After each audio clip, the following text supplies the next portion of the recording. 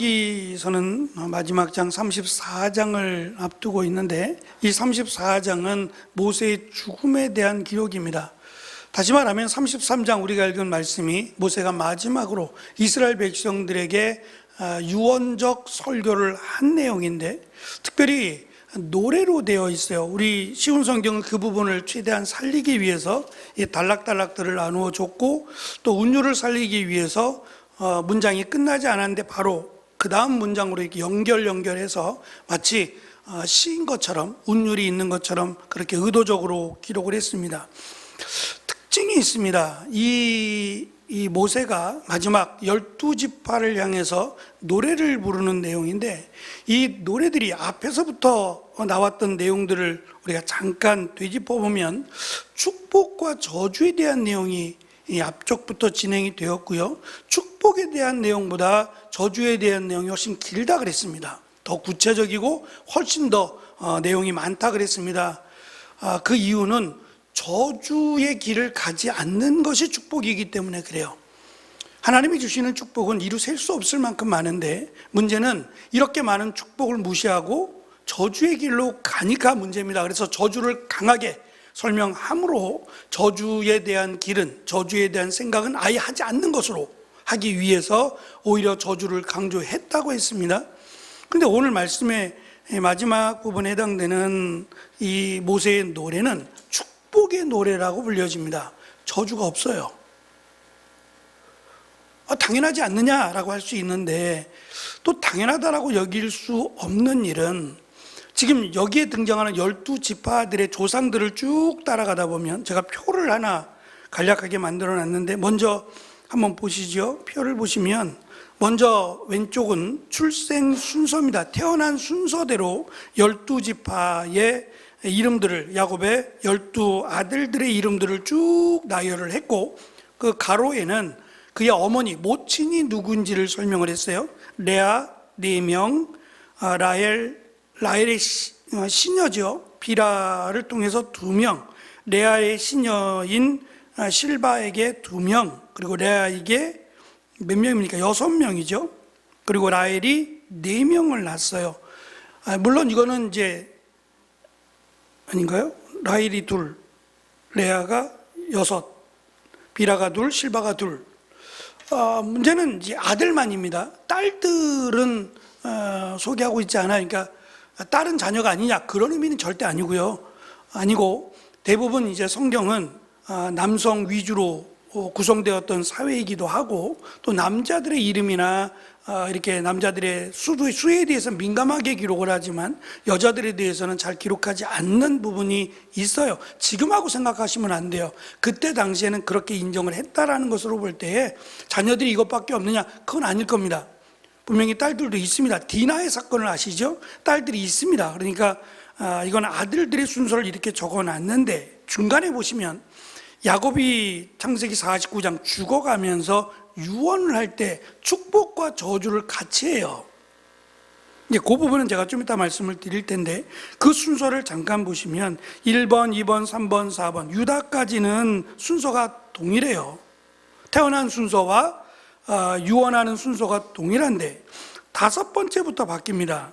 스불론, 이사갈, 단, 갓, 아셀, 납달리, 요셉, 베냐민. 맨 마지막 요셉, 베냐민은 또 같고요. 그런데 지금 우리가 살펴본 신명기 33장 모세의 축복, 각 지파들을 향한 축복의 노래의 순서를 보면 르우벤, 유다, 레위, 베냐민, 레위까지는 같고, 베냐민 그리고 요셉의 2 아들이 들어오고, 스불론, 이사갈, 갓, 단, 납달리, 아셀로 순서가 확 바뀌어버렸어요. 이게 무슨 순서냐? 왜 이렇게 순서가 태어난 순서도 아니고, 또 야곱이 유언한 순서도 아니고, 왜 모세는 이런 식으로, 모세가 한 건 아니죠. 하나님이 주신 건데 왜 순서가 이렇게 뒤죽박죽으로 바뀌었느냐, 근거가 뭐냐라고 연구를 했더니 1페이지 맨 위에 보시면 이 순서는 출생 순서가 다르고 야곱의 유언 순서와도 다르다라고 하면서 학자들이 조사를 했더니 이 땅의 크기와도 관련이 있을 것이다. 땅을 유업으로 받을 때 그 지파들의 수대로, 지파들이 많으면 땅이 크고 지파들의 수가 적으면 땅이 작잖아요. 그러니까 아마 그런 순으로 기록을 했을 것이다 라고 하는 주장이 있고, 또 그렇게 보면은 레위는 땅이 없잖아요. 레위 지파는 땅을 분기수로 받지 않았으니까 그럼 이건 또 무슨 의미냐라고 해서 각기 주장들을 내놓는데 사실은 통일성은 없어요. 왜 그런지에 대해서 정확하게는 알지 못한다라는 겁니다. 어쨌든 뭐 그게 중요한 게 아니고, 지금 분명히 제가 이제 야곱의 유언과 창세기 49장에서 야곱이 자녀들을 축복하고 저주할 때의 유언과 지금 모세가 약속의 땅을 앞두고 저주는 하나도 없고 다 축복의 노래만 하고 있어요. 그러면 정말 이 12지파가 다 축복을 받을 만하냐? 우리가 봐도 그렇지 않죠. 축복을 받을 만하진 않아요. 하나님의 심판 가운데 놓여 있을 수도 있고 굉장히 위험한 하나님의 심판 앞에 놓여진 그런 상황도 있을 수 있는데 그것과 상관없이 그들을 축복하고 있어요. 그 이유는 지금 앞에서부터 말씀드린 것처럼 축복과 저주에 대한 내용을 강조해 왔어요. 그러면 이제 너희들은 결정을 해야 돼요. 축복의 길로 갈 거냐, 저주의 길로 갈 거냐, 선택을 하라는 거죠. 그리고 지금 우리가 축복의 길에 서 있느냐, 저주의 길에 서 있느냐를 확인하라는 겁니다. 말씀이 우리에게 유익이 된 이유가 바로 여기에 있어요. 하나님의 말씀은 우리의 삶을 조명해 볼 수 있어요. 내가 지금 하나님 앞에 어떠한 모습인지 말씀이 나를 가르친단 말입니다. 그러니까 기준이 내 생각이나 내 경험이 되면 안 돼요. 그 누구의 경험이나 지식이 아니라 하나님의 말씀이 나를 결정할 수 있어야 돼요. 그러기 위해서 말씀 앞에 가까이 와야 돼요. 내가 좋아하는 말씀만 살펴보면 안 된다고요.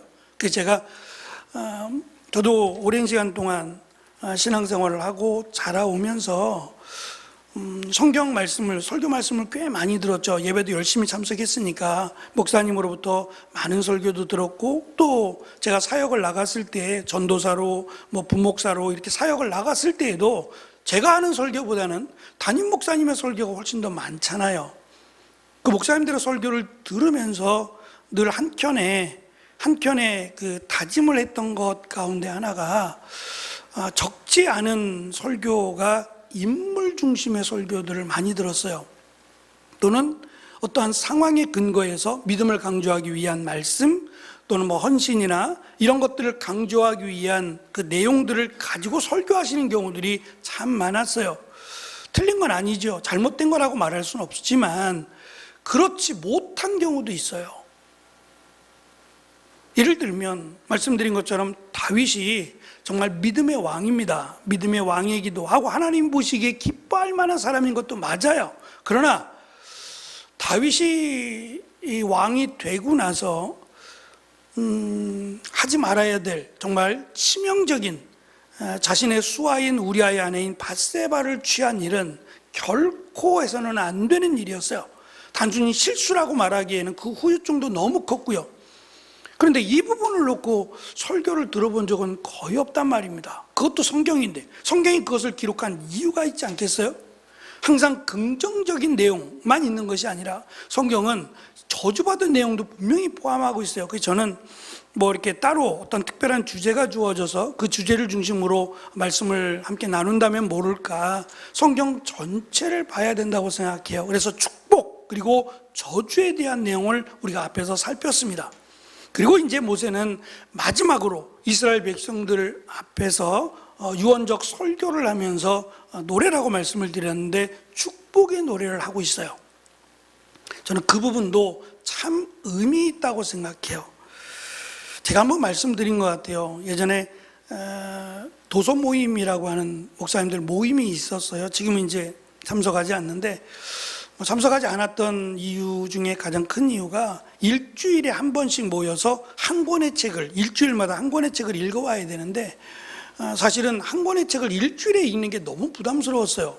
한 챕터, 두 챕터가 아니라 한 권을 읽어야 되면 얇은 책이면 괜찮은데 막 300페이지 이렇게 되면 이걸 어떻게 읽어와요? 설교도 준비해야 되고 할 일이 없는 것도 아닌데 그것이 너무 부담스러웠고, 또 한 가지는 이제 이것을 만들고 이것을 목사님들에게 함께 이제 지역별로 목사님들을 구성해서 책을 무료로 나눠줬어요. 이제 후원받아서 나눠주다 보니까 재정적으로도 사실 많이 어렵지요. 그래서 뭐 회비도 조금 내곤 했습니다만 그 회비가 얼마나 되겠어요? 책값이 워낙 비싸잖아요. 그러다 보니까 이제 유명한 책들, 예전에 유명한 책들을 중심으로 최근에 나온 책들을 구해서 그냥 나눠주긴 너무 부담스럽고, 예전에 나왔던 베스트셀러 중심으로 이렇게 좋은 책들을 선정해서 나누어 줬는데, 기독교적인 책만 있는 게 아니라 말 그대로 베스트셀러인 책들을 중심으로 책들을 나누어 줬어요. 이것도 굉장히 좋다고 생각해요. 꼭 기독교적인 책만 읽어야 되느냐? 그렇지 않잖아요. 근데 문제는 말씀드린 것처럼 한 권을 읽고 와야 돼요. 그래서 그거에 대해서 느낀 점들 서로 이렇게 나누는 아주 좋은 모임이었는데, 전 너무 부담스러워서 사실 한 권을 다 읽고 온다는 게 너무 부담스러워서 제가 이제 중간에 고사를 했는데,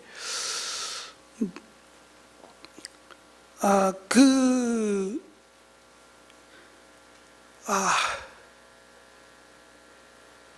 모임에서 말씀드린 것처럼 이 그 부정적인 것이 아니라 긍정적인 내용들만 모아서 이렇게 설교하는 것에 대한 논의가 좀 있어 왔어요. 근데 대부분은 찬성하세요. 찬성하시고 이왕이면 성도들에게 부정적인 것보다는 긍정적인 내용을 전해줘야 믿음도 생기고 헌신도 하지 않겠느냐라고 이야기들을 많이 하셨어요. 제가 그건 아닙니다라고 말할 수 있는 그런 때가 아니어서 저는 그냥 속으로만 그것도 옳지만 한편으로는 아쉬운 점이 있다라는 걸 속으로 삼켰던 적이 있습니다. 어쨌든 지금 모세가 마지막으로 유언적인 설교 아닌 노래를 지금 하면서 축복을 해주고 싶었던 것 같아요. 이미 이 야곱의 마지막 유언이 축복과 저주가 함께 나갔거든요. 그때는. 그러나 시간이 한참 흘렀어요. 시간이 많이 흘렀고 이미 이들이 여기까지 왔다라고 하는 것은, 여기까지 온 상태로 봤을 때는 하나님의 심판의 상태는 아니에요. 하나님이 용서하셨고 이제 약속의 땅에 들어갈 상태이다 보니 그들을 축복하는 쪽에, 축복의 노래로 그들을 축복하는 쪽에 지금 노래를 하고 있다라고 보시면 좋을 것 같습니다. 먼저 6가지의 우리가 읽은 1절부터 29절까지의 말씀은 6가지의 특징이 있습니다. 이 노래의 특징이라고 할 수 있는데, 먼저는 모세의 축복은 먼저 서론이 있어요. 2절부터 5절의 서론과 26절부터 29절의 결론이 있어요. 그러니까 축복의 각 지파들을 축복하기 전 앞에가 서론, 그리고 각 지파들을 거론하고 맨 마지막 쪽에 한 번 더 정리하는 결론이 존재한다라는 점이 특별하고요. 특별히 결론 중에 5절을 보시면 이 부분이 사실 드러나지 않아서 5절과 26절에 이 단어가 나와야 되는데 이 단어가 안 나와서 조금 아쉽습니다만, 여수룬이라고 하는 단어인데 이게 고든 자, 올바른 자, 정직한 자의 의미입니다. 하나님은 여수룬의 왕이시다라는 겁니다. 하나님께서 이스라엘의 왕이라는 것은 이스라엘은 신정정치를 해야 된다는 거예요. 민주주의가 아니고 신정정치, 하나님 중심의 나라가 되어야 된다라고 하는 의미입니다. 결국 하나님을 닮으란 얘기고 하나님 앞에 순종하라는 그런 의미가 있습니다. 이스라엘의 왕으로 법을 제정하시고 선포하십니다. 그래서 서로는 시내산에서 하나님께서 나타나신 것, 시내산에서 율법을 수여하신 사건과 밀접한 관련이 있어요. 그러면 축복의 의미가 뭐냐? 축복의 시작이 뭐냐? 하나님이 그들에게 말씀을, 율법을 주셨다가 축복이 시작이 돼요. 그들에게 하나님의 뜻, 하나님의 계획인 말씀을 주셨다가 축복의 근거가 된단 말이에요. 그러면 우리가 하나님의 말씀을 읽고 아멘이라고 할 수 있는 것은 축복의 시작이라고 할 수 있어요. 무엇이 이루어지든 이루어지지 않든지 간에 내가 하나님의 말씀을 읽고 그 말씀이 하나님의 말씀이니까 아멘으로 화답한다면 그것은 이미 축복의 시작이라고 보는 겁니다. 율법을 주셨으니까 이것이 너희들에게 축복이다라고 모세가 노래로 시작한 것처럼 우리가 하나님의 말씀을 받았고 하나님의 말씀을 묵상하고 하나님의 말씀을 통해서 은혜를 받고 그 말씀 앞으로 가까이 간다라는 것은 하나님께로 가까이 간다는 의미와 다르지 않아요. 그것 자체가 축복이다라는 것을 의도적으로 가르쳐 줍니다. 두 번째, 모세의 말은 모두 축복의 내용들이다라는 점이에요. 야곱의 유언은 축복만이 아니라 저주도 받죠. 시므온과 레위 같은 경우가 저주를 받아요. 그런데 지금 모세의 노래에 나오는 12지파의 내용은 다 축복이다라는 점이 특별합니다. 특이하게도 세 번째, 모세의 축복은 시므온에 대한 언급이 없어요. 야곱에게 저주를 받은 시므온은 모세의 관심에서 벗어나 버리고 말았고 시므온이 빠진 자리에 요셉의 아들이 들어가 있습니다. 네 번째, 야곱의 유언에서는 레위가 저주를 받았어요. 그 이유가 4페이지로 가시면 맨 마지막 디나 사건 기억하실 겁니다. 여동생이에요. 형제들의 여동생인데 이 디나가 가나안 땅에, 야곱이 가족들과 함께 가나안 땅에 들어갔을 때에 그 가나안 땅에 여자친구들을 만나기 위해서 그 땅에 있는, 알지 못하지만 자기 또래 또는 여자친구들을 만나기 위해서 나갔다가 이 히위 족속 하몰의 아들로 소개되는 세겜으로부터 성폭행을 당하게 돼요. 근데 이제 이건 이들의 문화입니다. 마음에 드는 사람을 먼저 취한다는 게 그들의 문화일 수 있어요. 그래서 세겜은 내 아내로 맞이하겠다, 내가 책임지겠다, 어떻게 하면 되냐, 어떻게 하면 내가 디나와 결혼할 수 있겠느냐, 원하는 대로 다 하겠다고 얘기를 해요. 그러자 이 레위하고 시몬이 주도해서 우리는 하나님의 백성이고 하나님의 백성들은 반드시 할례를 한다. 근데 너희들은 할례를 받지 않았지 않느냐. 만약에 내 동생인 디나와 결혼하기를 원한다면 너희도 할례를 받으라고 말합니다. 이건 하나님이 한 게 아니에요. 자기들이 한 거예요. 이유는 남자들에게 다 할례를 하라고, 세겜만이 아니라 남자들은 다 할례를 받으라고 해놓고 가장 고통이 심한 셋째 날, 3일째 되는 날 그들을 다 죽여버려요. 남자들을 다 죽여버립니다. 그러니까 하나님의 말씀대로가 아니라 하나님의 말씀과 상관없이 이들을 죽이기 위해서, 힘이 없으니까 이들을 죽이기 위해서 할례라고 하는 것을 이용했어요. 결국 그것 때문에 레위가 저주를 받게 됩니다. 근데 야곱의 유언에서는 레위가 저주를 받지 않아요. 모세의 축복에서는 가장 긴 축복을 받았죠. 아마도 그것은 과거의 일이고, 야곱이 레위를 저주했던 그때는 과거의 일이고, 지금 모세가 레위를 축복하는 것은 레위가 정말 잘해서라기보다는 그가 앞으로 해야 될 일들, 물론 그 송아지 사건, 금송아지 사건 때에 이 레위 지파들이 모세를 따랐어요. 모세를 따라서 금송아지를 섬긴 자들을 죽이는 일에 앞장서기도 했지만, 이제 앞으로 이들이 해야 되는 일, 레위인들이 해야 되는 일들이 거룩하고 정말 하나님의 은혜로 해야 될 일이기 때문에 더욱 긴 축복을 했을 것이라고 생각해요. 어떤 사심이 아니라 가장 중요하니까. 그래서 레위인들에게는 땅도 주지 않았잖아요. 오직 이 일만 감당하라고 했다라는 점에서 야곱의 유언, 축복과 저주가 들어있는 유언과는 전혀 다르다라고 이해하시면 좋겠습니다. 다섯 번째, 요셉, 갓, 단이 동물 이미지로 사용이 됩니다. 요셉은 수소와 들소로, 갓은 암사자로, 단은 사자로 비유됩니다. 이것은 이 야곱의 유언에서 단은 뱀에 비유됐는데 좀 바뀌었다는 점이에요. 여섯 번째, 축복의 내용들이 대체로 어렵고 모호한 면이 있어요. 그래서 왜 이런 축복을 받았지? 라고 할 때에는 우리가 정확하게 이해하기는 어렵지만 적어도 그들이 받게 될 이 땅과 관련되지 않았을까? 어떤 것은 기름에 대한 축복을, 어떤 것은 모래를 통해서 자원을 받는다든지 이러한 축복들은 그들이 취하는 땅들이 다르기 때문에 그런 축복과 관련이 있을 것이라고 봅니다. 어쨌든 지금 모세가 마지막인데 이 마지막에 유언적 설교가 축복의 노래들이다라고 하는 점이 정말 특별해요. 보통은 유언을 할 때는 야곱이 그랬던 것처럼 축복을 받을 자에게는 축복을, 또 저주를 받을 자에게는 저주를 하는 것이 보통 통례적이에요. 아니면 그 저주에서 벗어나기 위한 몸부림을 치도록 해줘야 사실은 그게 이 땅에서의 삶을 마지막 정리하는 자의 몫일 수도 있어요.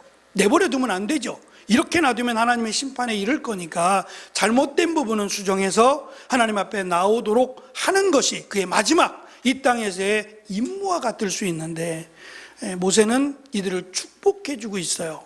한편으로는 자신이 별것 없을 수도 있는데 하나님의 축복을 상징하는 그 약속의 땅 또는 젖과 꿀이 흐르는 땅을 들어가지 못한다는 것, 그러나 지금 이들은 자잘못을 논하기 전에 하나님이 허락하셨다는 점만 가지고도 축복을 받을 만하다라고 생각했을 수도 있고, 또 이 노래와 같이 앞으로는 축복받는 이스라엘 지파가 되라고 하는 권면과 소망을 담았을 수도 있어요.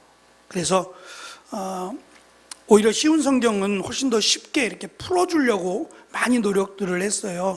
이 축복의 각 지파들이긴 하지만 이 축복의 노래가 우리에게 주어지는, 물론 모세도 없지만 우리에게 주어지는 축복이 되어지기를, 똑같지 않더라도 이들에게 준, 12지파에게 준 이 축복의 노래의 내용들이 우리가 받을 이러한 축복의 노래들이 되어졌으면 좋겠다 싶습니다.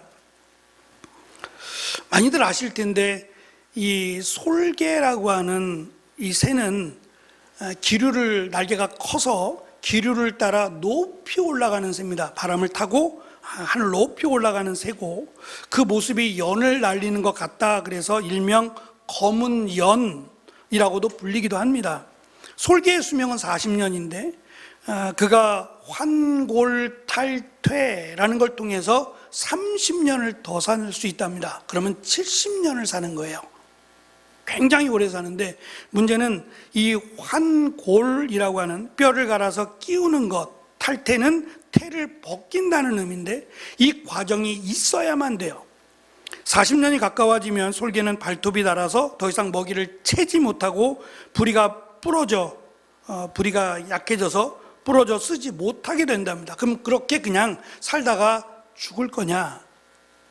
그렇지 않고 내가 안 되겠다, 내가 다시 태어나야지 라고 작정을 하게 되면 이 부리, 이 40년을 썼으니까 약해졌겠죠. 이 부리를 바위에 대고 다 부셔버린답니다. 머리를 세차게 흔들어서 이 남아있는 부리들을 바위에 쳐서 다 부셔버리는데 그 바위가 흥건하게 피색으로 변한답니다. 그리고 나면 이 한 3개월 정도가 지나면 이 부리가 새로 난답니다. 새로운 부리가 그 3개월 동안은 먹지 못하죠. 부리가 없으니까 사냥도 못할 것이고요. 그러니까 3개월을 꼬박 굶어야 된다는 얘기예요.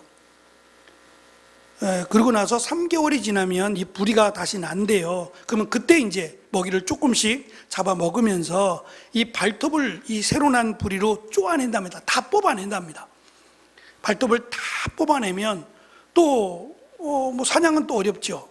이게 이렇게 해서 6개월이 걸린답니다. 부리가 자라고 발톱이 자라기까지 6개월이라고 하는 긴 시간이 주어진답니다.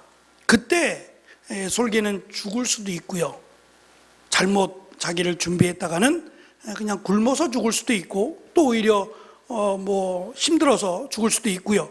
그러나 그것을 이겨내면 30년을 더 산다고 합니다. 그래서 이걸 환골탈퇴의 법칙이라고 불러요. 우리가 잘 아는 애플의 창시자인 스티브 잡스가 한 대학의 졸업식에 갔을 때입니다. 그때 학생들의 관심은 그거였어요.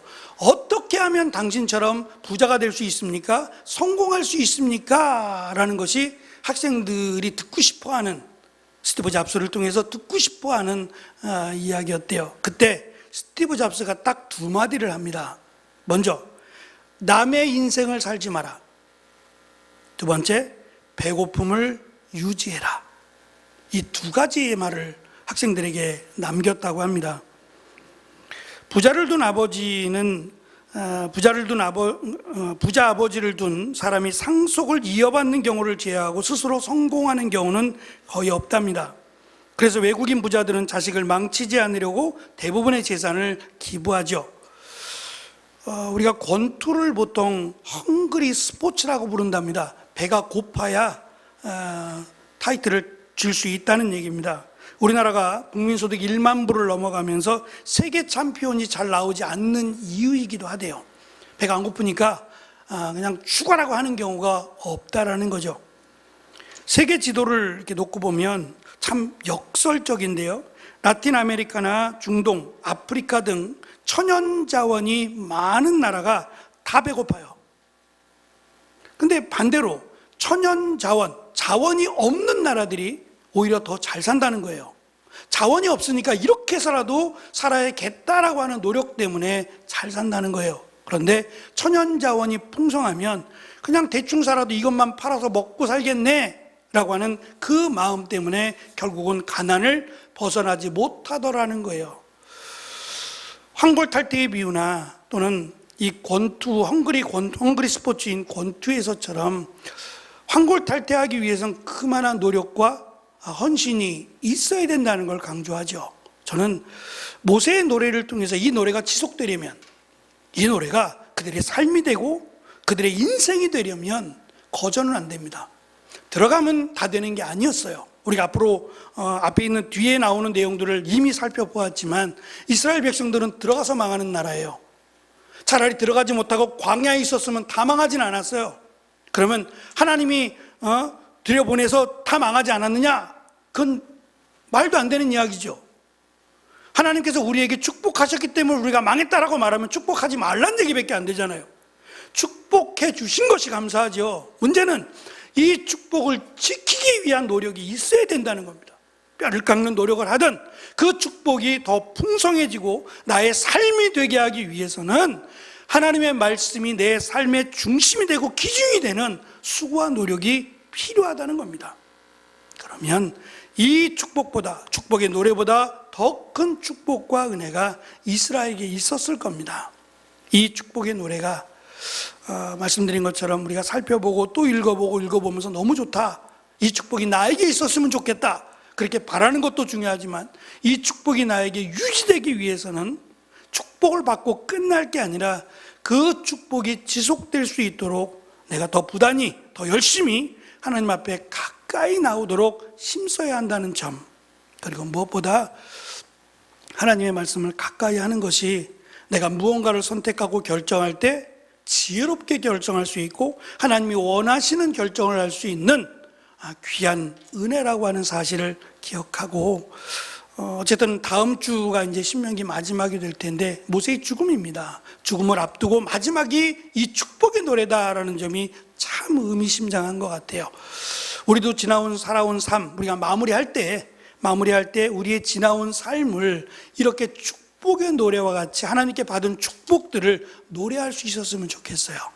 슬프고 우울한 노래가 아니라 기쁘고 감사한 노래로 하나님 앞에 불러드릴 수 있는 그런 믿음의 삶을 살아가는, 축복의 삶을 살아가는 저와 여러분이 되기를 축원합니다. 기도하겠습니다.